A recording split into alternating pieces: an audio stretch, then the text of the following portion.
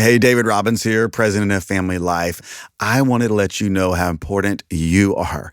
You as a listener who hear and apply the biblical grace and truth and dive deeper into your relationship with God and in the relationships in your home and your family. That is the reason why we are here and we do what we do at Family Life. You are the people who help others pursue the relationships that matter most.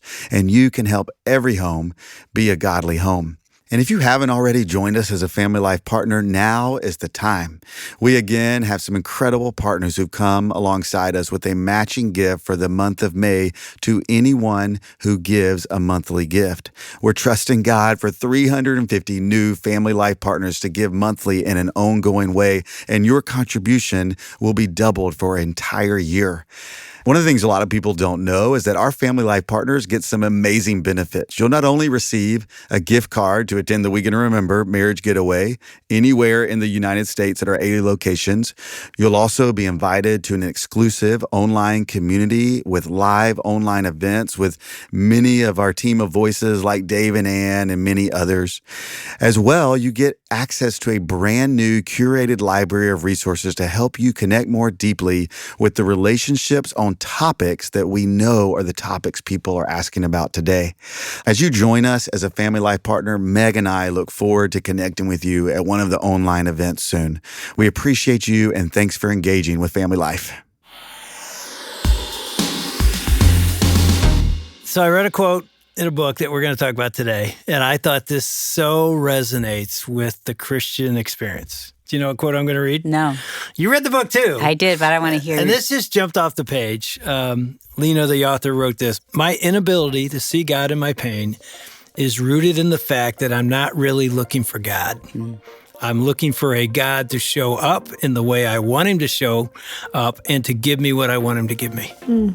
That's good. I mean, I'm like, that is so true. We don't talk about it, but that, I think, is at the heart of our struggle when we're in pain with God.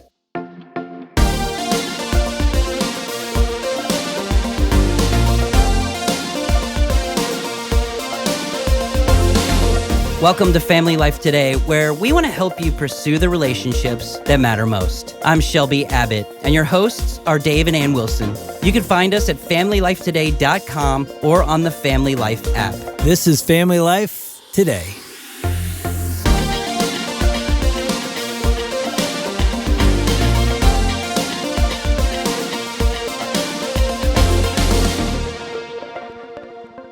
Yeah, so who we got in here today? We have with us Lina Abujamra. And Lina, welcome to Family Life Today. Well done on saying my name. She gave you a thumbs really up for good. the name. She did. Notice I threw it to you to I did introduce her. notice. And your book is called Fractured Faith, which is a great title.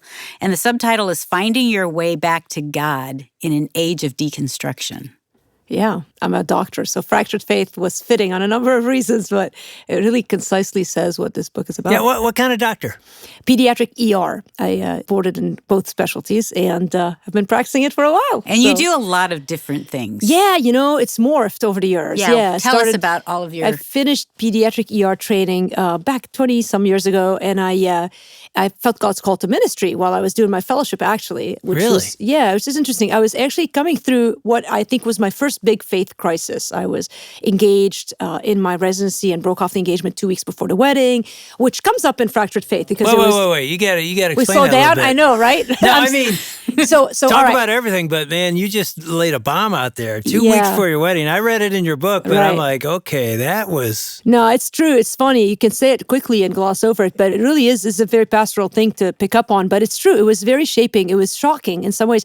And the hardest part of that whole journey was not so much that I ended the engagement. I mean, I'm sort of like, I can make decisions. And I think for a while when you're engaged, I mean, just to spend a couple of minutes on this, I think as a Christian, when you're engaged, you feel a certain commitment. So it was hard to break off the engagement. So God used a lot of different things that happened in that season, even some things that went on with the person I was engaged with.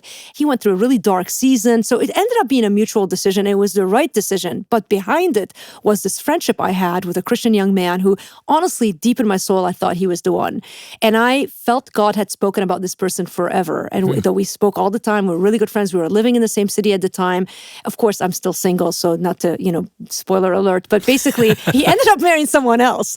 And that gutted me, honestly. I couldn't even tell that story.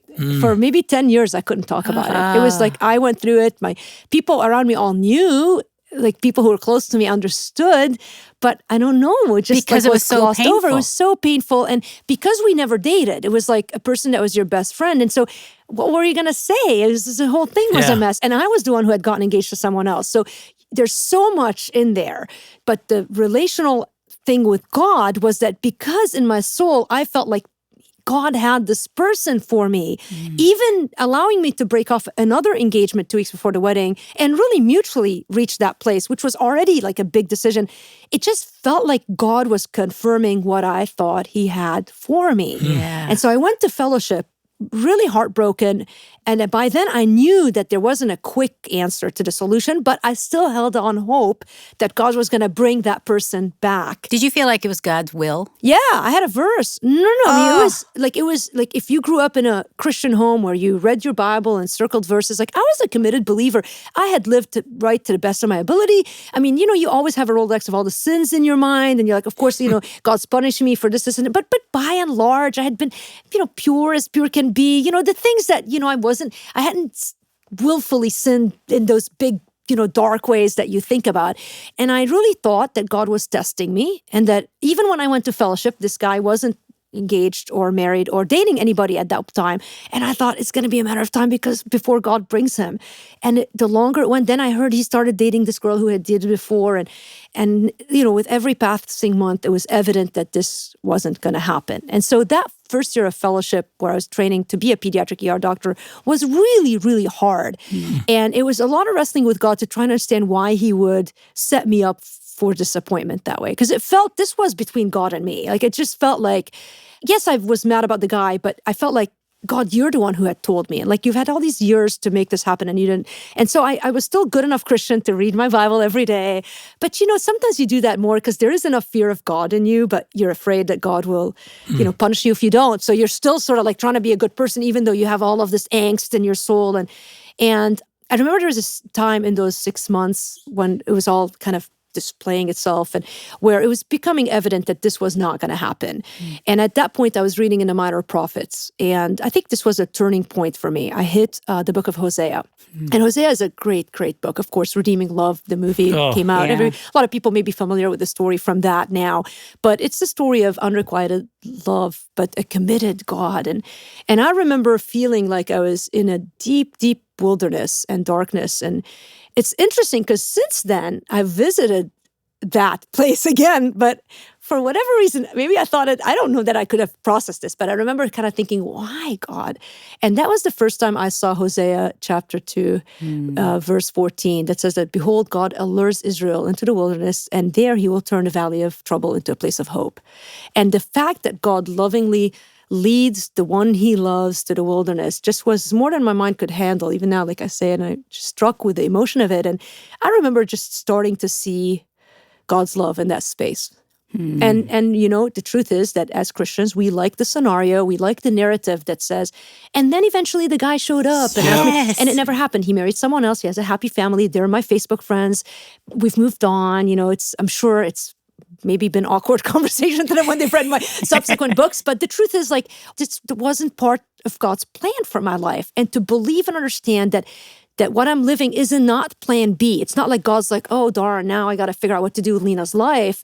But part of the journey has been to, I think for a while, and I think the setup to my big crisis that led me to write Fractured Faith is that I think you sort of feel that you've paid your dues, first of all. So you've done your big disappointment with God. So now you're grown to other things. You're mature now. Right? You don't need to go through it again. And at least not to that level. Like, you see crisis, but not like this. But also, I think you sort of start to feel like you should know better, I think, at that point. And I think for me, when I went through this next season of darkness, it just felt like you go back to this contractual relationship with God where you feel like, God, I've done my part in this Christian life. Why aren't you doing yours? And I think we apply it in every way, not just in our love life, but in our daily Christian life. Oh, we definitely do. And it's really back to your quote. It's like, I think I resonated with your quote so strongly because I've done it. It's like, I want the God to give me what I want. Yeah. And I expect him sort of because I've earned it. You know, it's Right. sort of like you I've paid been the good. dues. He sort of Yes. owed me. I've been good. Surely it can't just keep being Hard. painful. There's going to be a turn. And sometimes. Yes. But also, Lina, there comes a point where I think a lot of listeners will resonate. Like, did I hear God wrong? You start to second guess yourself. Yes. Yeah. And so you're wondering, like, am I not doing things right? You're continually second guessing and wondering, where is my relationship with God? Well, if you follow social media at all, like in the last couple of years, a lot of conversation on social media will do things like they'll take Jeremiah 29:11, the Yep. verses that talk about God giving you hope and an expected end. And you've got this half of the Christian world that says, you can't apply it to yourself Right. because this is about Israel. Right. It's out of And context. so you're kind of going, oh, I guess maybe that's when nothing is good happen in my life. Then on the other side, you have others that are like, no, you can embrace it for yourself. And I do believe that scripture is meant to be personal. Do we overinterpret it? Sure. Do we try to make it glossy and rosy and all about me? Of course. And I think God constantly reminds us there's a bigger story. And by the way, the bigger story is better than we think. Yes. Even if it means I'm still single, the end, our big aha isn't you get married and you live happily ever after. It's not the bow. That's not it. You know, I always tell people, like when Lazarus woke up from the dead, like the story isn't that Lazarus woke up from the dead. The story is that Jesus, period. You know, the story isn't that Peter walked on water. See, we think that's the story.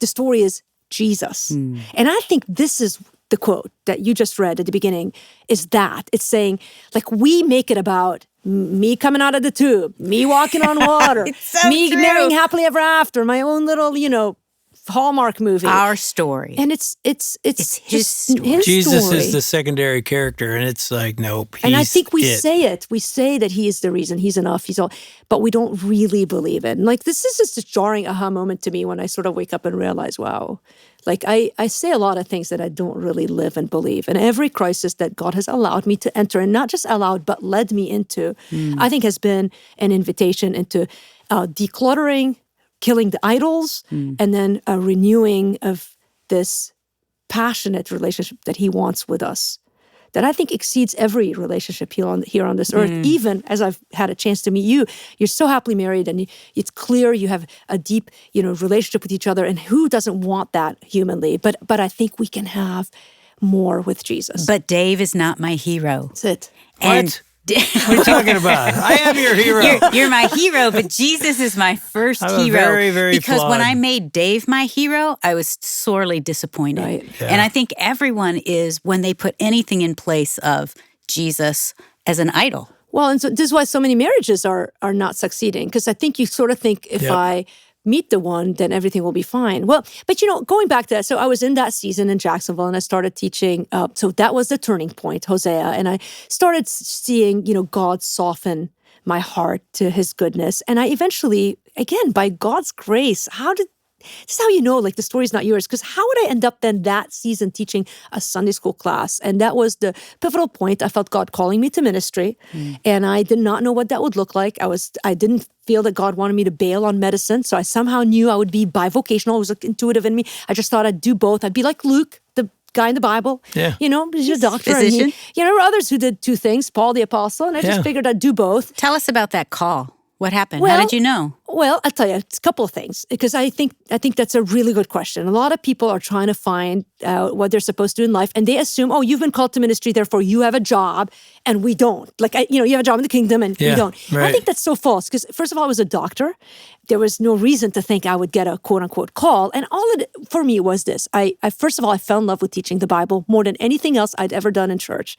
And what that looked like to me was taking scripture and creating messages that brought it to life and applied in a very understandable way. Just brought it to life. I don't know how else. I enjoyed the process of creating a sermon. Really.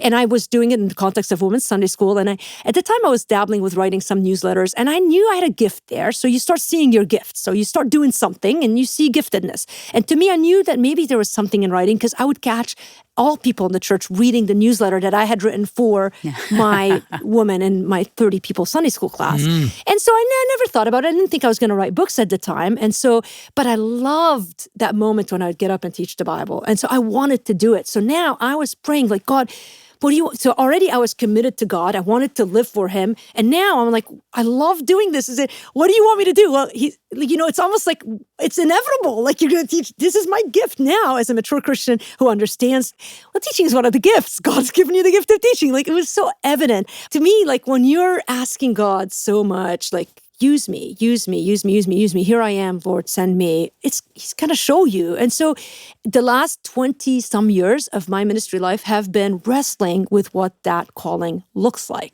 From writing books to doing podcasts to even now doing the global work in the Middle East. What's your ministry called? It's called Living with Power, and you can find it at livingwithpower.org. And then for a while, it was as a women's ministry director at a mega church, which is sort of the backdrop of fractured faith.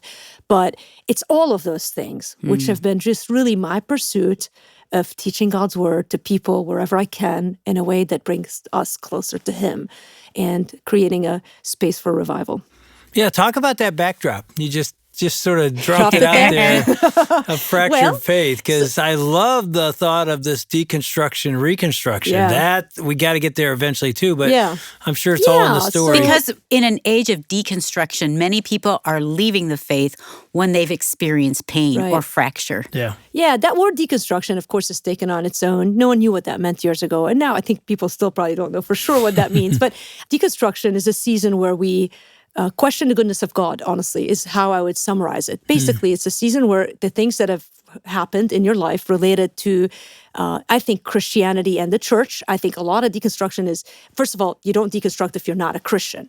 That's a premise. So you are in some way related to church and Christianity, and you deconstruct, and you can deconstruct, by the way. The word itself was a literary word, so it was not applied to church. But in the last, let's say, 5 years, it's become a church Christian word. And it really has been applied to the situation where you used to believe certain things about God and Christianity, and you don't anymore. And so some legitimate deconstruction is rooted in things that you shouldn't have believed. And that's, I think, what I bring up a lot in my book. And others where I think, honestly, things have taken on a cultural tone that has landed people away from the faith. And then you can debate, were they ever Christians or not, when a person walks away to that degree from the faith. And so whether you use the word deconstruction or not, there's a lot of biblical content that talks about people who, even Jesus talking about the seed. There's a seed that gets thrown on 4 different grounds. But all this to say, I left my fellowship convinced of a couple of things: that God wanted me to still practice medicine and that God wanted me to be in full-time ministry. How they would work out, I didn't know. And I was a little disappointed that he had moved me from Jacksonville, Florida, because I saw so many things coming together, including, and I always felt like my ministry world would be somehow connected to the local church. And I had a very, very, I guess you could say, successful ministry in a local church. Small, it wasn't yet, this was back in 2000. It was just to date people, pre-cell phone, pre-social media, blogs hadn't even started. I think Michael Hyatt was early 2000s. So it's really a lot of the things that brought people to light, like the person in Texas writing a blog became known to everyone because of social media, right? We didn't have that before. And so we were all navigating this world. Our main role model in ministry was really Beth Moore, with a few other exceptions. And so people always say, oh, you think you're going to be the next Beth Moore? No, I don't know that anyone ever necessarily thought that. On the other hand, maybe we did, because she was the main person who was doing ministry in a way that was tangible. And so she was a gift in some ways to people like myself who were just trying to figure out, well, how do I teach the Bible then? And to me, it felt like it had to be in the local church.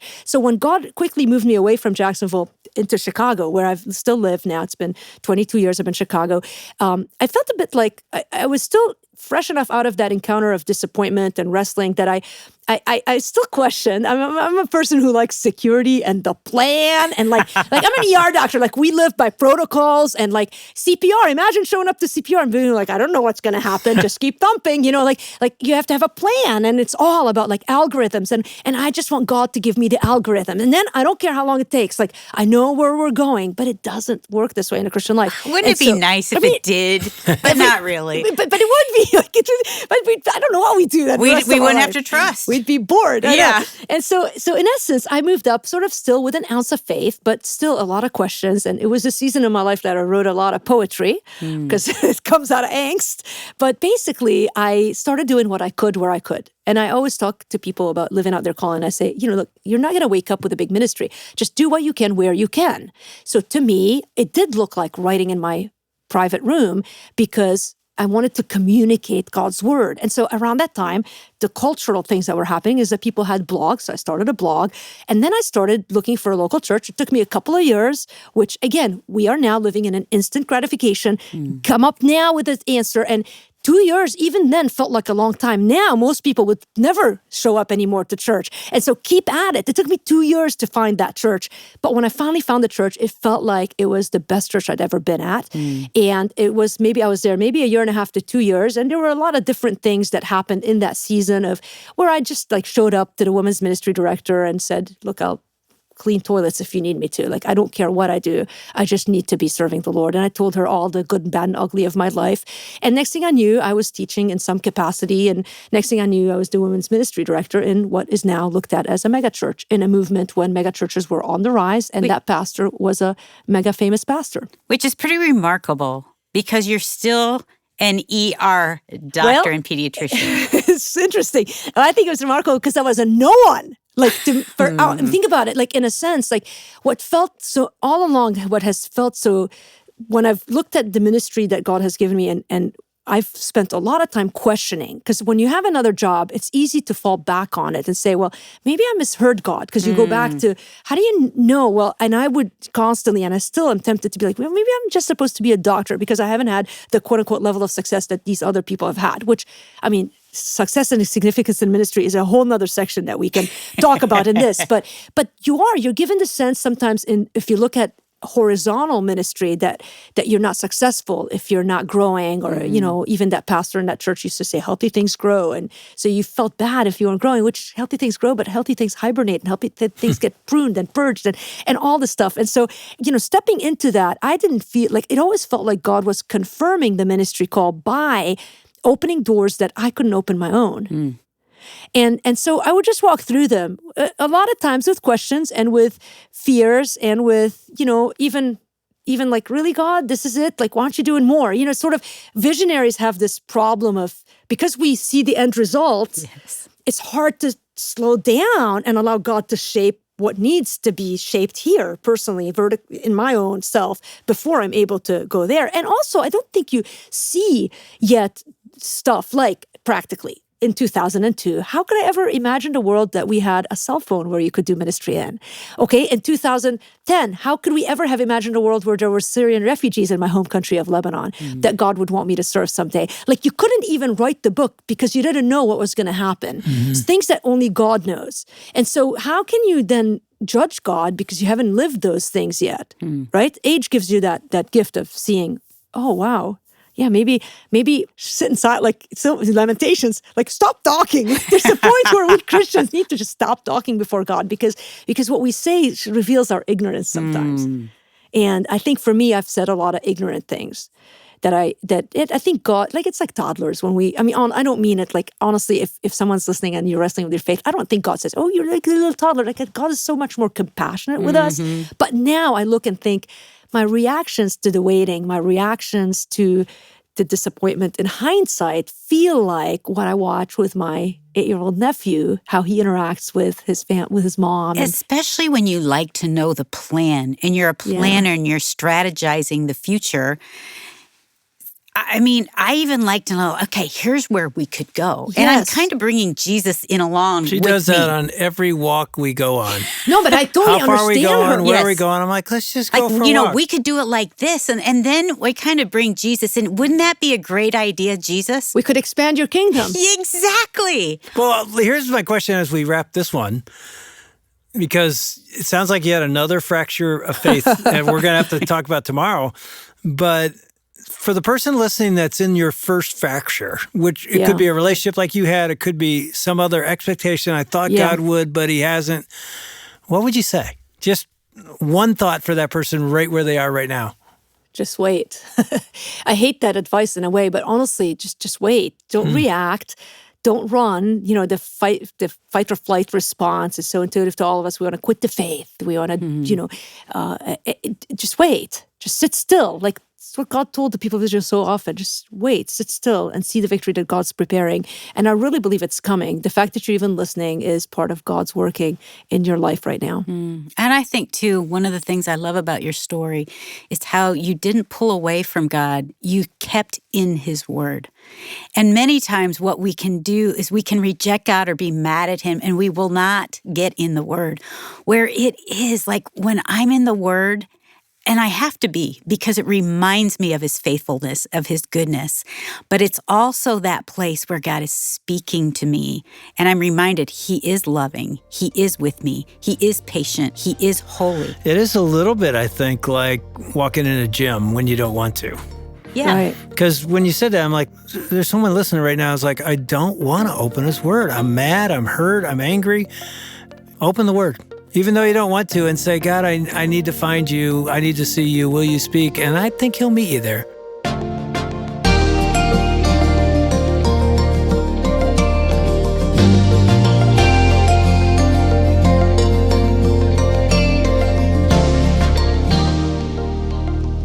Hi, I'm Shelby Abbott, and you've been listening to Dave and Ann Wilson with Lina Abujamra on Family Life Today. For many of us, somewhere along the way, the Christianity we knew began to crumble. And Lina has communicated to us today and encouraged us that we can find our way back to God. And in the process, we might just discover that the real God has been waiting for us all along. Lina Abujamra has written a book called Fractured Faith: Finding Your Way Back to God in an Age of Deconstruction. If you or a loved one are wrestling with deconstruction and questioning your faith in several ways or just minor ways, you can head over to FamilyLifeToday.com and pick up a copy of Lina's book. I know it'll be helpful as you wrestle. And we're down to the last 3 days of the month of May. This has been a super special month for us here at Family Life because of the matching program that a partner has generously donated to us here at Family Life. And that means basically when you give a gift to Family Life, every gift that you give is going to be matched dollar for dollar. So if you make, for example, a $50 donation, the donation is actually going to turn into $100. And that's only going to happen for the next 3 days here in the month of May. So would your home be able to give hope to somebody who feels hopeless today? We're looking for 350 new partners this month to join Family Life as a donor. And perhaps God is calling you to be one of those partners. If that's the case, go online to FamilyLifeToday.com, or you could give us a call with your donation at 800-358-6329. Again, the number is 800-F as in family, L as in life, and then the word today. Now, tomorrow, Lina Abujamra is joined again with Dave and Ann Wilson in the studio to talk about the wrestling with deconstruction. And at a point when she felt like God didn't deliver for her, He actually failed her, and how she spiraled in that process, but how she also found hope. That's coming up tomorrow. We hope you'll join us. On behalf of Dave and Ann Wilson, I'm Shelby Abbott. We'll see you back next time for another edition of Family Life Today.